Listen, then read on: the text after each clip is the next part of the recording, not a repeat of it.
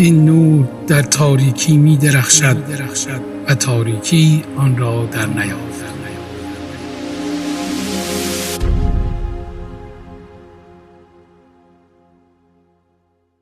پدر آسمانی، خدای زنده و قدوس، با قلب‌های فروتن و پر از شکرگزاری به حضورت می‌آییم. تو را شکر می‌کنیم برای محبت عظیمت، برای فیضی که لایقش نبودیم اما به ما عطا کردی و برای نجاتی که از طریق عیسی مسیح به ما بخشیدی. شکر برای نفس‌هایی که می‌کشیم، برای حضورت که هر لحظه با ماست و برای نوری که تاریکی زندگیمان را روشن کرد. خداوندا، امروز با شادی و احترام به قیام پرجلال عیسی مسیح می‌آییم که پس از 3 روز از مرگ برخاست و بر شاگردانش ظاهر شد. در حالی که درها بسته بود، در میانشان ایستاد و گفت سلام بر شما. او ترس را برداشت و به جای آن امید، ایمان و قوت بخشید. ای خداوند، همانطور که در آن روزها با شاگردانت بودی، امروز نیز در میان ما حضور داشته باش. قلب‌های ما را لمس کن، ترس‌های ما را بردار و ما را از حضورت پرساز.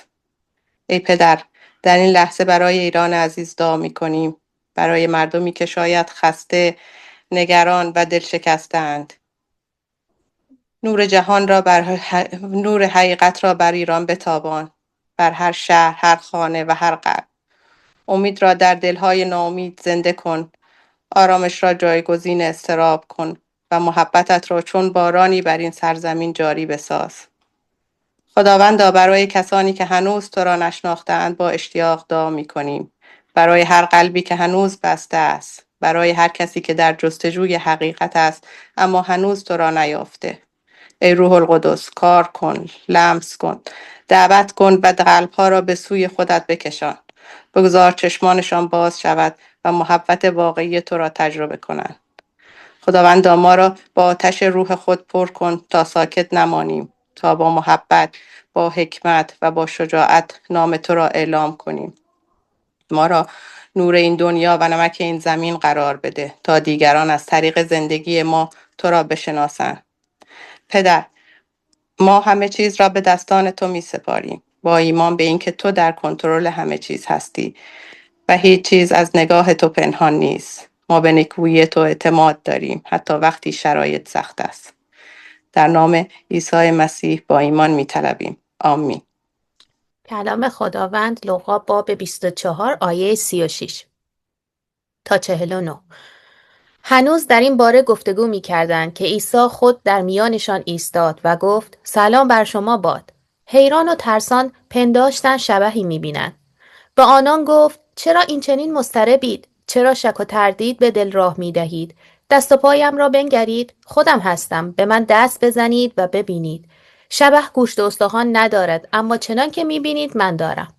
این را گفت و دستها و پاهای خود را به ایشان نشان داد. آنها از فرط شادی و حیرت نمی توانستند باور کنند. پس به ایشان گفت چیزی برای خوردن دارید؟ تکه‌ای ماهی بریان به او دادند. آن را گرفت و در برابر چشمان ایشان خورد. آنگاه به ایشان گفت این همان است که وقتی با شما بودم می گفتم. این که تمام آنچه در تورات موسی و کتب انبیا و مزامیر درباره من نوشته شده است باید به حقیقت بپیوندد. سپس ذهن ایشان را روشن ساخت تا بتوانند کتب مقدس را درک کنند و به ایشان گفت نوشته شده است که مسیح رنج خواهد کشید و در روز سوم از مردگان برخواهد خاست و به نام او توبه و آمرزش گناهان به همه قوم‌ها موعظه خواهد شد و شروع آن از اورشلیم خواهد بود. شما شاهدان این امور هستید. من موعود پدر خود را به شما خواهم فرستاد. پس در شهر بمانید تا آنگاه که از اعلی با قدرت آراسته شوید. آمین. کلام خدا. جلال بر نام خداوند زنده، جلال بر پادشاه پادشاهان، عیسی مسیح خداوند، پادشاهی که به روی صلیب رفت و جان داد، در قبر گذاشته شد ولی بعد از 3 روز از مردگان برخاست. پادشاهی که مرگ بر او قدرتی نداشت و نداره و نخواهد داشت. پادشاهی که با رستاخیز خودش یک بار برای همیشه مرگ رو شکست داد و سر مار رو کوبید. پادشاهی که از تخت خودش پایین اومد تا ما بالا بریم. پادشاهی که قضاوت شد تا ما قضاوت نشیم. جلال بر نام پادشاهمون. هفته گذشته ماها با همدیگه رستاخیز عیسی مسیح خداوند از مردگان رو با هم جشن گرفتیم و خداوند رو ستایش و پرستش کردیم. عزیزان، چیزهایی که ما امروز درباره خداوند میدونیم، شاگردان در اون زمان اینا رو نمیدونستن. ما امروز به خاطر همون کار همون شاگردان کتاب مقدس رو داریم و این کتاب به طور کامل تمام حقیقت و خواست خداوند رو بر ما آشکار میکنه. ولی بعضی اوقات هنوز سوالهایی هست که برامون بدون جواب مونده یا فکر میکنیم که جوابی براش نداریم. بعضی اوقات هم متاسفانه برامون سخته که حقیقت رو باور کنیم. پس اجازه بدید با یه سوال خیلی ساده شروع بکنیم. چند نفر از ما تا چیزی رو نبینیم، تا چیزی رو لمس نکنیم و یا اون رو تجربه نکنیم واقعا باورش نمیکنیم؟ میدونین عزیزان، ما تو دنیایی زندگی میکنیم که مدام از ما مدرک میخواد. اگه کسی به ما بگه که یه اتفاق عجیب رو دیده یا یه اتفاق عجیب اتفاق افتاده، فوراً میگیم چه مدرکش کو؟ یه مدرک بهم نشون بده. همینطور اگه کسی بیاد بگه که زندگیش تغییر کرده، میپرسیم خیلی خوب چطور تغییر کرده؟ چه تغییری کرده؟ نشون بده این رو. متاسفانه این فقط مربوط به امروز نیست. این طبیعت انسانه. از اول هم همین بوده. شاگردان هم دقیقا همینطور بودن. اونا 3 سال با عیسی راه رفتن، معجزات زیادی دیدن که مرده زنده شد، دیدن که کور بینا شد، لنگ راه رفت. ولی با این حال وقتی عیسی به اونها گفت من خواهم مرد و روز سوم رستاخیز خواهم کرد، اونا شنیدن اما نفهمیدن. شنیدن اما باور نکردن. حالا بیایید خودمون رو توی اون فضا قرار بدیم. عیسی مصلوب شده روی صلیب، تمام امیدها فرو ریخته، رهبرشون مرده، استادشون مرده، رویای ملکوت خداوند از بین رفته. به نظر همه چیز تمام شده است. شاگردان هم پراکنده شدن. ترس هست، ناامیدی، سردرگمیه و توی این ناامیدی و سردرگمی یه اتفاق عجیبه. زنا میرن سر قبر ولی قبر خالیه. یه فرشته به اونا ظاهر میشه و میگه که او اینجا نیست. مگه بهتون نگفت؟ او از مردگان قیام کرده. زنا میرن، بعدش عیسی خداوند رو شخصا ملاقات میکنن و بعد میرن که این رو، خبر مهم رو، این حقیقت رو به شاگردان بگن. حالا شاگردان چه واکنشی از خودشون نشون میدن؟ آیا واکنش ماها مثل واکنش شاگردانه؟ کلام توی همین باب 24 آیات 10 و 11 میگه زنانی که این خبر را به رسولان دادن کیا بودن؟ مریم مجدلیه، یوحنا، مریم مادر یعقوب، و زنان همراه ایشان بودند. اما رسولان گفته زنان را هذیان پنداشتند و سخنانشان را باور نکردند. خوب توجه کردین عزیزان؟ زنا اومدن یک حقیقتی رو که دیدن، نه اینکه فقط بهشون گفته شده، بلکه دیدن، میان با شاگردان در میون میذارن. عکس العمل شاگردان چیه؟ حرف اونها به نظر شاگردان هذیان اومد. چرا؟ چون در اون فرهنگ شهادت زن حتی در دادگاه هم پذیرفته نمیشد. یعنی از نظر انسانی این خبر ضعیفترین منبع ممکن رو داشت. خب کار اینجا تمام نمیشه. بعد چی میشه؟ 2 نفر در راه آموز در حال ترک اورشلیم هستن، از اورشلیم دارن میرن بیرون، دلها شکسته است، ناامیدن و خود عیسی میاد و با اونا راه میره، اما اونو نمیشناسن. ولی عیسی ذهن اونها رو باز میکنه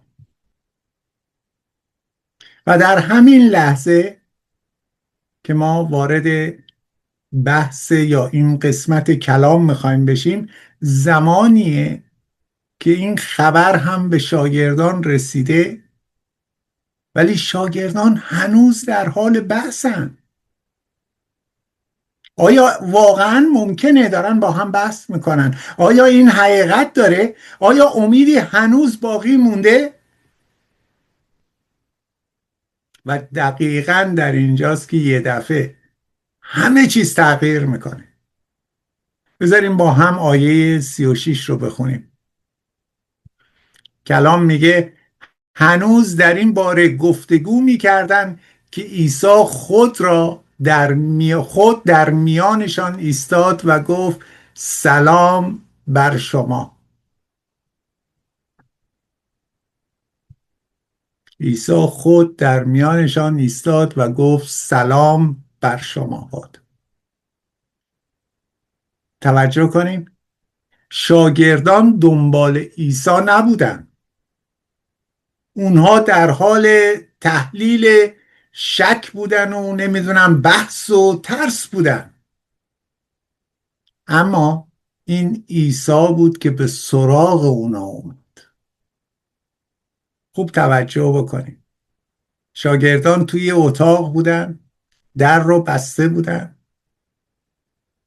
قایم شده بودن، مخفی شده بودن، در حال تحلیل بودن، بحث میکردن، ترسیده بودن، فرار کرده بودن.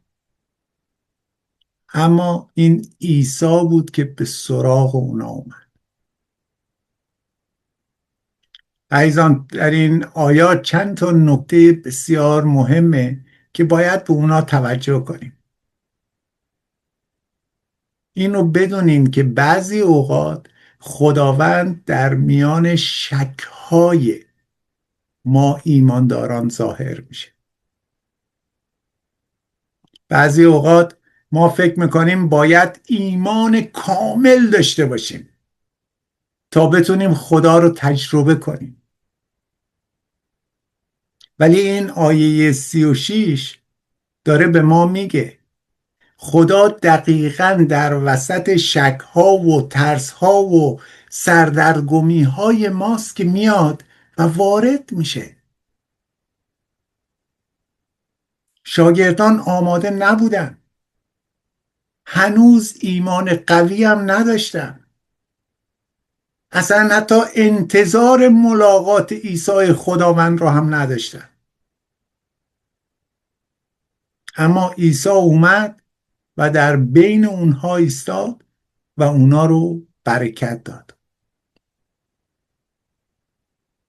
اجازه بدین یه مثال بزنیم. خیلی وقتا تو زندگی ما هم میریم در یک اتاق بسته نشستیم، در یک اتاق بسته از ترس نشستیم، درها رو قلف کردیم، از آینده میترسیم، از شرایط میترسیم، از شکست میترسیم. و گاهی وقتی هم فکر میکنیم خدا کجاست؟ وقتی من در این حالم خدا کجاست؟ آیا فکر میکنیم خداوند پشت یک در بسته ایستاده؟ اما حقیقت اینه که خدا پشت در نیست، بلکه او در وسط اتاقت ایستاده. فقط متاسفانه ما هنوز متوجه حضورش نشدیم. عزیزان، یه نکته بسیار مهم در مورد حضور خداونده که باید به اون خوب توجه کنیم.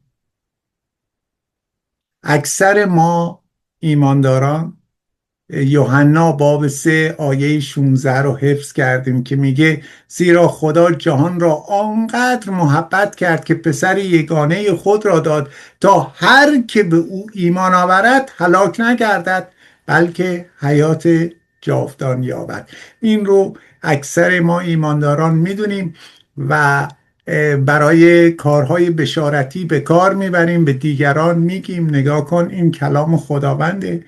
ولی آیه 17 هم آیه بسیار پرقدرت و پرمحبت و پر هدف خداونده و هدف خداوند رو از اومدنش برای ماها بیشتر آشکار میکنه. آیه 17 میگه زیرا خدا پسر را به جهان نفرستاد تا جهانیان را محکوم کند، بلکه فرستاد تا به واسطه او نجات یابند، حیات یابند، اون هم حیات جاودان. عیسی وقتی در وسط اتاق بین شاگردان و ایمانداران ایستاد نگفت من میخوام شما رو محکوم کنم، یا چرا من رو رد کردین، چرا فرار کردین، چرا حرف من رو قبول نکردین، بلکه گفت سلام بر شما. خوب توجه کردید عزیزان؟ عیسی وقتی ظاهر شد نگفت چرا شک کردید، چرا ایمان نداشتید، بلکه گفت سلام بر شما. و این سلام فقط یک سلام معمولی نیست،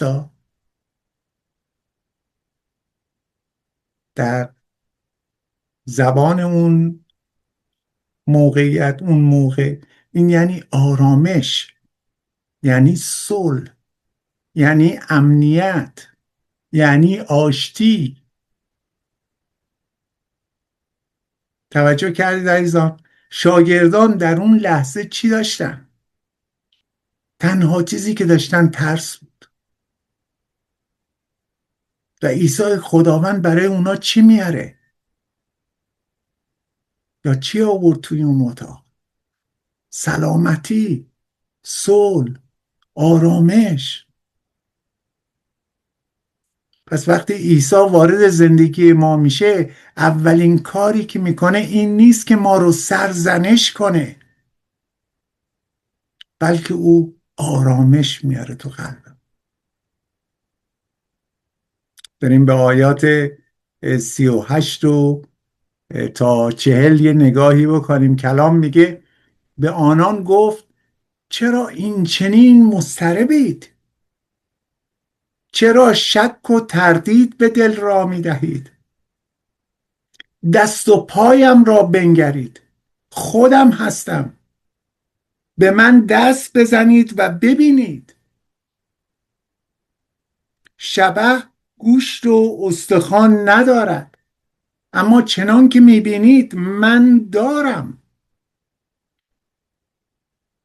این را گفت و دستها و پاهای خود را به ایشان نشان داد.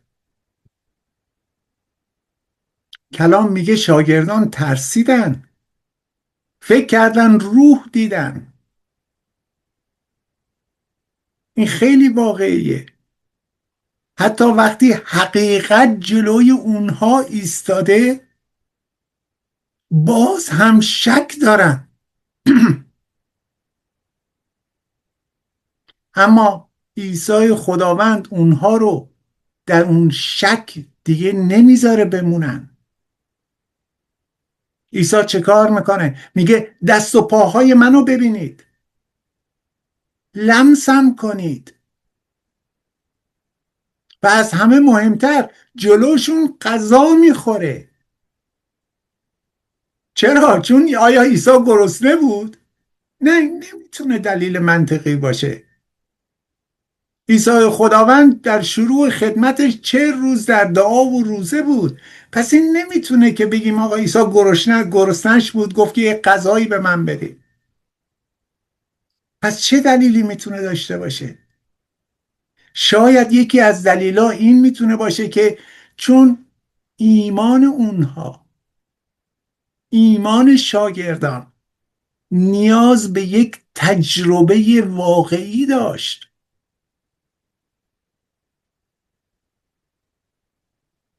خب این برای ما چه معنی داره؟ این به ما میگه که ایمان مسیحی فقط یک فلسفه نیست، فقط فکر یک نفر نیست، فقط یک تعلیم نیست. ایمان مسیحی، بلکه ایمان مسیحی یعنی ملاقات با یک شخص زنده. ایمان مسیحی یعنی ملاقات با خداوند زنده. بذارین اینجا یه سوال از خودمون بپرسیم. آیا ایمان ما فقط شنیده هاست؟ چیزهایی که ما شنیدیم؟ چیزهایی که از کسی یا کسانی شنیدیم؟ یا اینکه واقعا عیسی خداوند رو ما تجربه کردیم؟ خیلی ها هستن در همه جا که ماها و سالها در کلیسا هستن، پیام ها رو میشنون، آیات رو بلدن، اما هنوز ملاقات شخصی با مسیح خداوند زنده، مسیح زنده رو ندارن.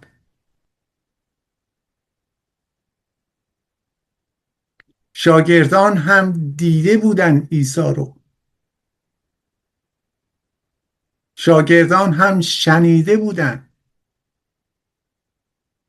در رابطه با رستاخیز عیسی مسیح شنیده بودن، اما تا وقتی ندیدن تغییر نکردن.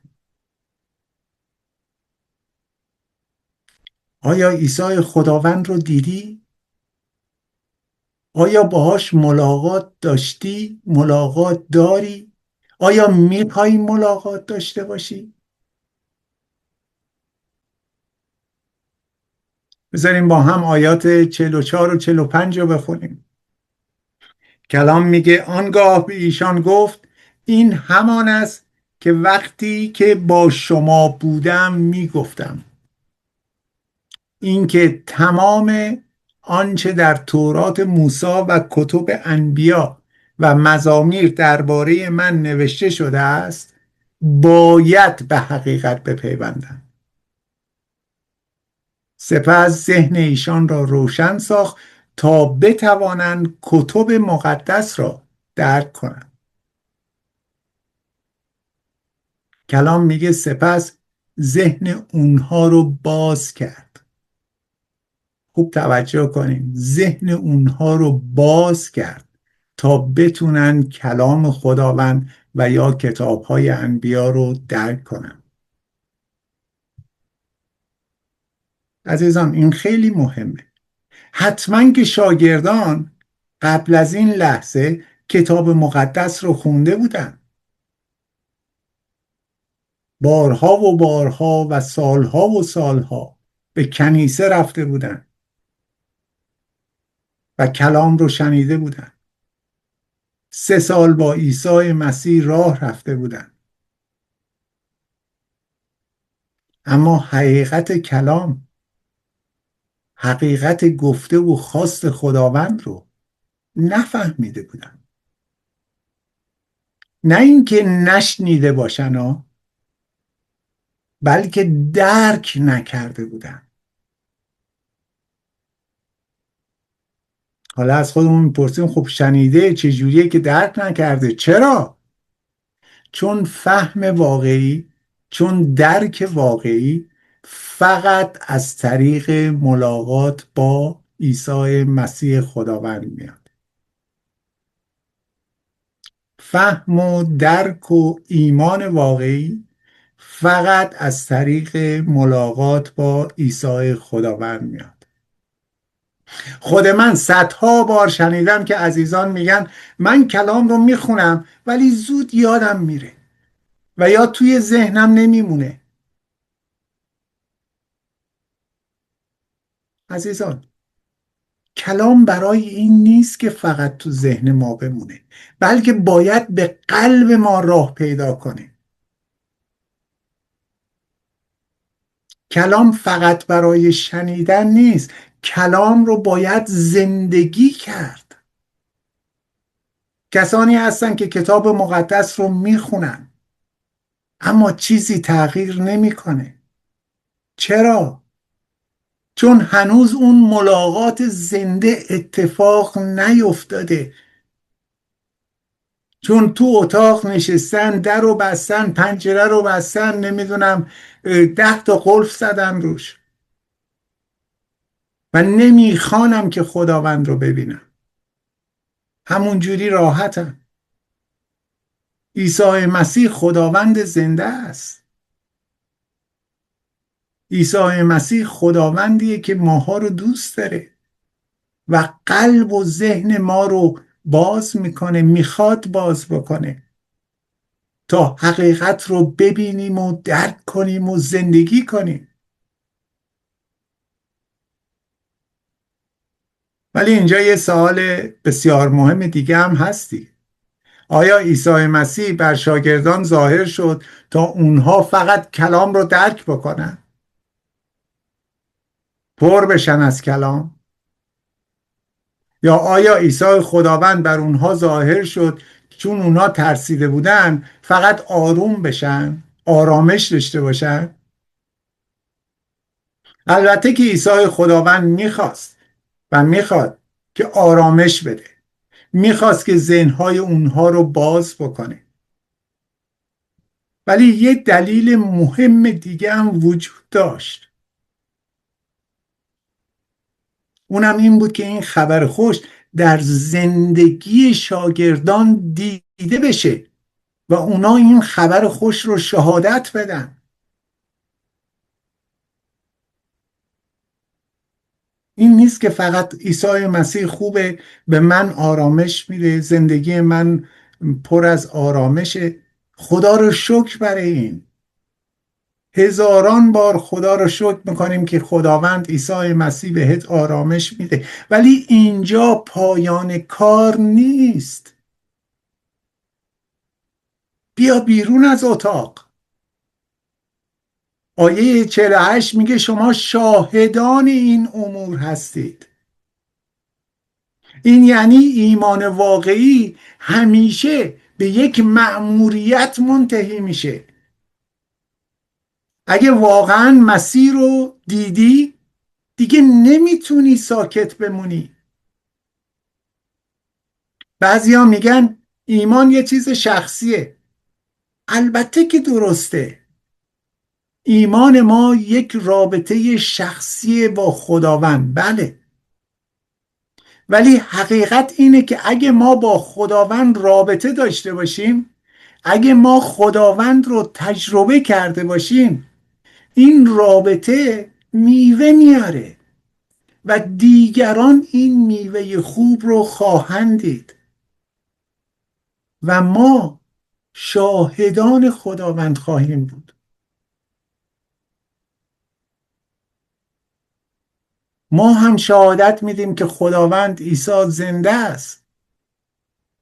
ما هم در زندگی خودمون، در گفتار خودمون، در اعمال خودمون، نمیدونم در کردار خودمون، ما هم نشون میدیم که خداوند زنده رو تجربه کردیم. بعضی ها هستن ایمان دارن ولی متاسفانه هنوز عیسی خداوند رو تجربه نکردن. عزیزان، عیسی خداوند با رفتن بر روی صلیب و جان دادن بر روی صلیب راه رو برای ما باز کرده که بتونیم مستقیم به حضور خداوند بریم. ما خوندیم و شنیدیم که با مرگ عیسی خداوند بر روی صلیب پرده هیکل از بالا به پایین، کار انسان نبوده، خدا این کار رو کرده، پرده هیکل از بالا به پایین پاره شد. راه باز شد که من و تو بتونیم با تمام سوالاتمون، با تمام ناراحتی ها و شک هامون به حضور خداوند مهربون بریم. پس برادر و خواهر عزیزم، آیا امروز در شک هستی؟ نگران نباش، میتونی حضور خداوند رو بطلبی. خداوند هنوز هم بر ایمانداران و کسانی که او رو بطلبن، بخوان، ظاهر میشه. آیا در ترس هستی امروز؟ نگران نباش، بخوا از خداوند، او بهت قدرت میده، برات آرامش میاره. آیا دچار سردرگمی شدی؟ آیا سردرگم هستی؟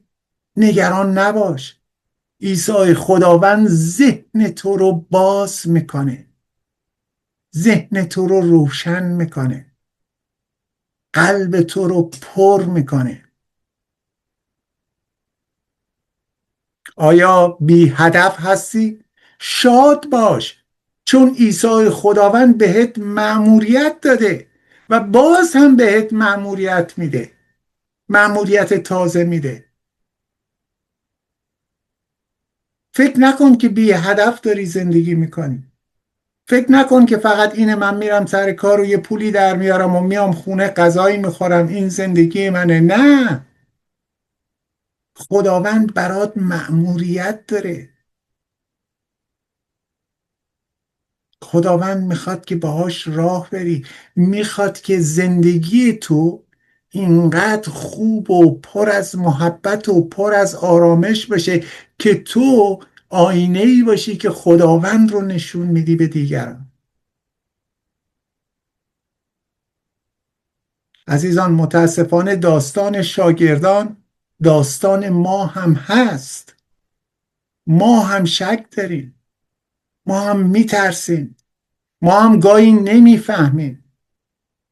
اما یک خبر خوب هست، اونم اینه که عیسی مسیح زنده است و او هنوز هم وارد اتاقهای بسته میشه، اتاقهایی که از بسته شده و از داخل قلف شده، وارد اتاقهای بسته میشه و بر دلهای ترسیده ظاهر میشه.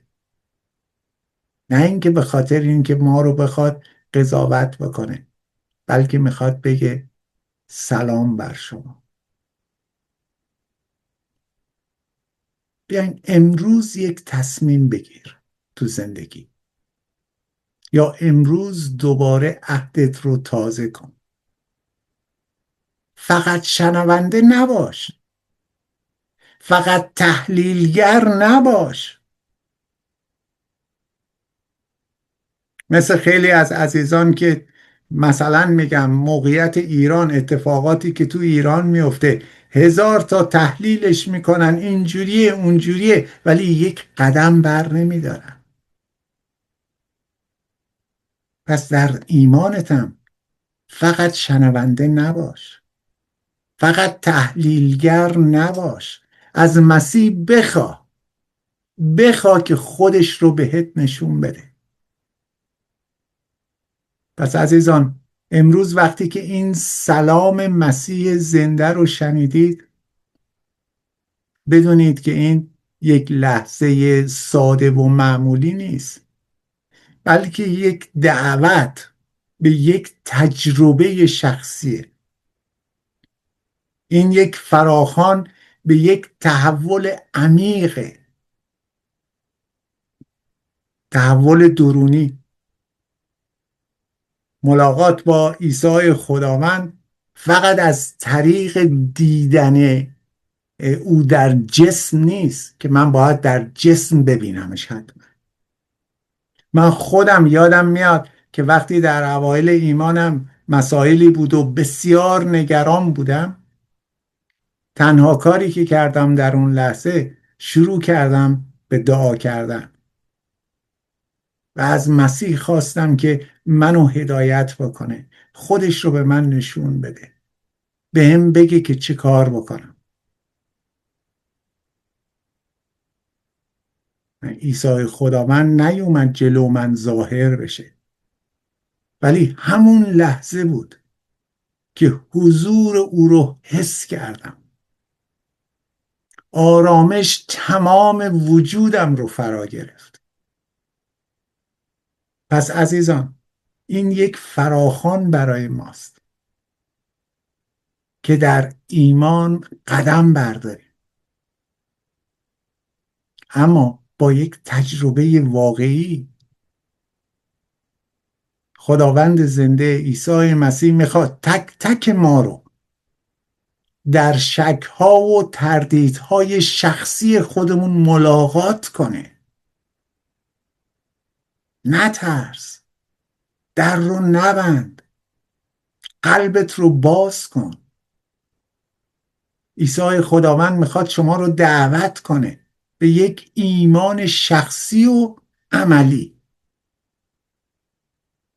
ولی سوال اینجاست، آیا شما حاضر هستید که فقط شنونده نباشید، بلکه یک قدم به جلو بردارید و عیسی مسیح خداوند رستاخیز کرده رو واقعاً تجربه و ملاقات کنید؟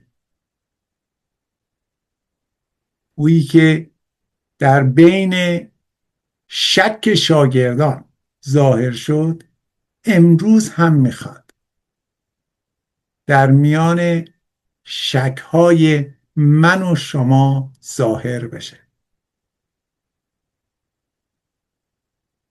اما این ظاهر شدن فقط نشون دادن خودش به ما نیست، بلکه یک دعوت به تغییره.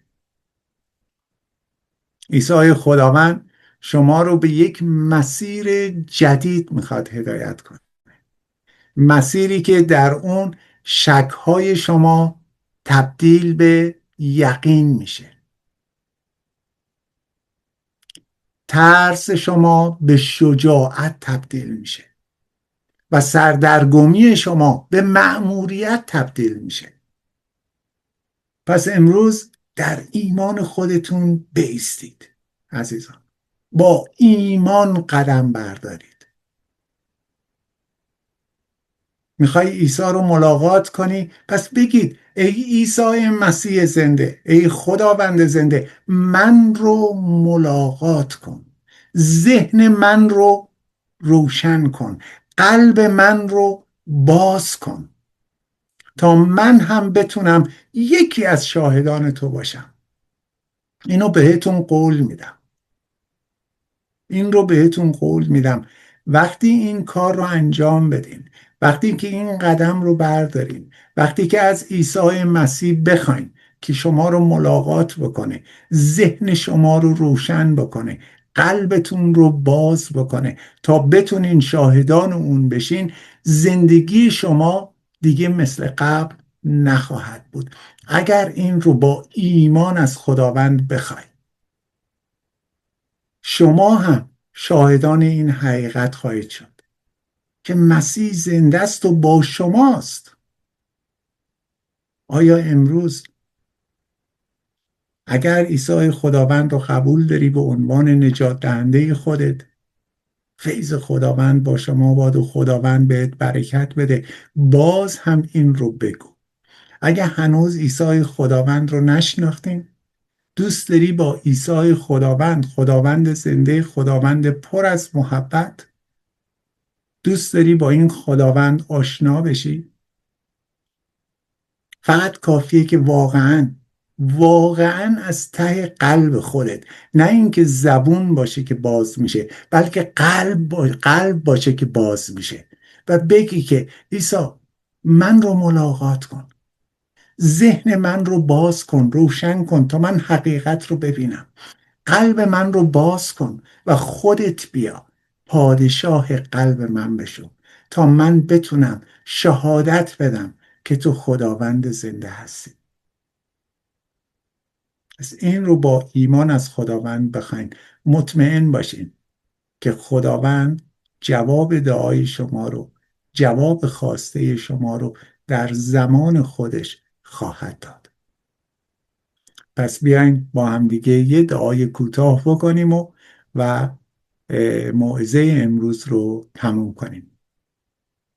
این خداوندم، ای عیسی خداوند، ای خداوند قیام کرده، ما هم مثل شاگردان در زمان قیامت هستیم، پر از سوال، پر از شک، پر از ترس، پر از ناامیدی. اما امروز از تو میخوایم که در بین ما ظاهر بشی، در قلب ما وارد بشی، در تنهایی خودمون با ما ملاقات کنی. لطفاً خداوند ذهن‌های ما رو باز کن، قلب‌های ما رو لمس کن و ما رو از شک به یقین برسون، از نفرت به محبت برسون، از مرگ به حیات برسون. پدر، در نام پرجلال عیسی مسیح خداوند با ایمان می‌طلبیم. آمین. باشه که فیض خداوند با یکایک شما عزیزان باشه. همونطور که همیشه میگیم با خدا باش و پادشاهی کن. آمین.